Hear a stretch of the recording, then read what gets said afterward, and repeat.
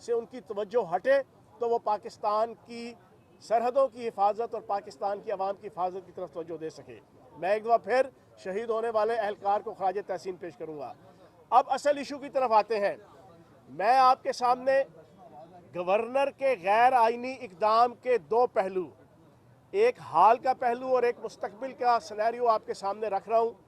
اس میں 1% بھی میری آنکھ کے اوپر کوئی پی ٹی آئی کی اینک، عمران خان صاحب کی عقیدت کی اینک، پنجاب حکومت کے وزیر اعلیٰ کے ترجمان کی اینک نہیں لگی۔ میں آپ کو ایگزیکٹ آئین، قانون اور اسمبلی رولز اینڈ پروسیجرز کی روشنی میں ساری پکچر آپ کے سامنے کلیئر کروں گا۔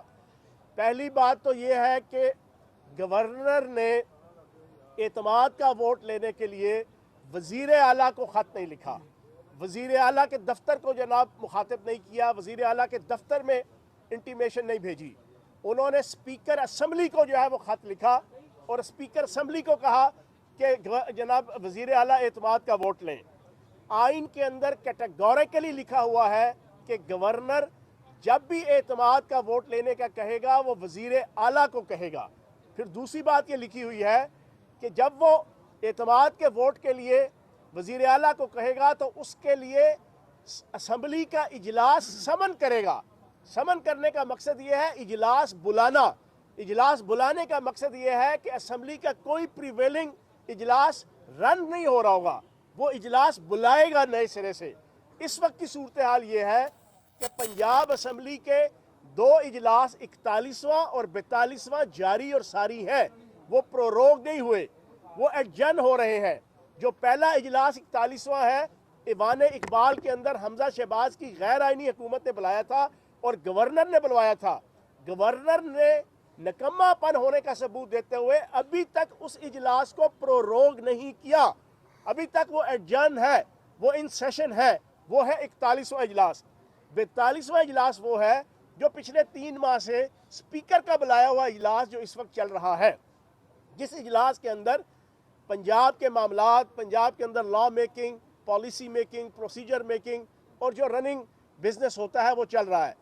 اب 41واں اور 42واں اجلاس ہوتے ہوئے 43واں اجلاس بلا لیا گیا، اور 43واں اجلاس بھی جو بلایا گیا وہ وزیر اعلیٰ کو اعتماد کا ووٹ لینے کے لیے نہیں کہا گیا۔ اور پھر اس میں ایک چیز اور بڑی امپورٹنٹ ہے، منظور وٹو کیس ہے ایک لاہور ہائی کورٹ کا اسی اعتماد کے ووٹ کے حوالے سے۔ اس میں ہائی کورٹ کی رولنگ موجود ہے کہ جب بھی گورنر اعتماد کا ووٹ لینے کے لیے کہے گا تو وہ کم از کم 10 دن کا ٹائم پیریڈ دے گا۔ جیسے آئین کے اندر اور اسمبلی پروسیجرز کے اندر لکھا ہوا ہے کہ جب تحریک عدم اعتماد آئے گی آپ کے وزیر اعلیٰ کے خلاف تو اس میں 3 دن سے لے کے 7 دن کے درمیان جناب اس کی ووٹنگ ہوگی، جب وہ ٹیک اپ ہو جائے گی وہ تحریک عدم اعتماد۔ اسی طریقے سے آئین کے اندر اگر کوئی سکم تھا، اس وقت کلیئرٹی نہیں تھی اعتماد کا ووٹ لینے کے حوالے سے کہ ٹائم پیریڈ کیا ہوگا، تو اس وقت کی لاہور ہائی کورٹ نے جو رولنگ دی تھی، جو پاکستان کے قانون کے مطابق جو آپ کی اعلیٰ عدلیہ ہے سپریم کورٹ اور ہائی کورٹ، ان کی جو رولنگ ہوتی ہے، ان کے جو فیصلے ہوتے ہیں وہ پراپر قانون کنسیڈر ہوتے ہیں۔ یہ پاکستان کے اندر نہیں، یہ دنیا کی ہر عدالتی سسٹم کے اندر ہوتا ہے۔ تو جب ہائی کورٹ لاہور نے 10 دن کا ٹائم پیریڈ کہا ہوا ہے کہ جب بھی گورنر اعتماد کا ووٹ لینے کے لیے وزیر اعلیٰ کو کہے گا، لیکن یہاں پر مال فنکشننگ اور بیڈ پریکٹسنگ یہ کی گئی، انہوں نے 1 دن کا مارجن دیا۔ جس دن لیٹر جاری کیا اسپیکر کو انلیگل، وزیر اعلیٰ کے بجائے اسپیکر کو، اس میں بھی صرف 1 دن کا گیپ کر کے اس سے اگلے دن کا انہوں نے کہا کہ جناب آپ اعتماد کا ووٹ لیں۔ حالانکہ صورتحال یہ ہے کہ ہمارے کم از کم 15-20 ارکان اسمبلی ہیں کہ کوئی عمرے کے لیے گیا ہوا ہے، کوئی بیمار ہے، کوئی ملک سے باہر گیا ہوا ہے، کوئی کسی ملک کے اندر جناب وزٹ ویزے پہ گیا ہوا ہے۔ اب لاہور ہائی کورٹ کے فیصلے کے مطابق یہ 10 دن کا ٹائم پیریڈ ہونا چاہیے تھا۔ اب یہ چیزیں نہیں ہوئیں۔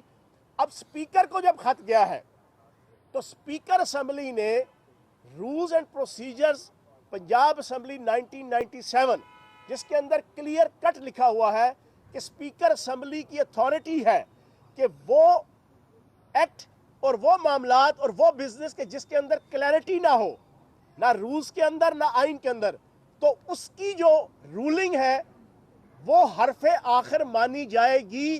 یہ assembly rules and procedures Punjab assembly 1997 کے اندر کیٹیگوریکلی شک موجود ہے۔